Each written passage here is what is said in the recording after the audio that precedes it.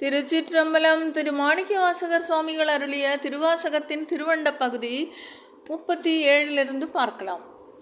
வீரமன்மால் காணா பெரியோன் காண்க, அற்புதன் காண்க, அநேகன் காண்க, சொல்பதம் கடந்த சொல்லோன் காண்க, சேத்தமும் செல்லா சேட்சியன் காண்க, பக்தி வலையில் படுவோன் காண்க, ஒருவனெனும் ஒருவன் காண்க, விரிபொருள் முழுதாய் விரிந்தோன் காண்க, அணுத்தரும் தன்மையில் ஐயோன் காண்க.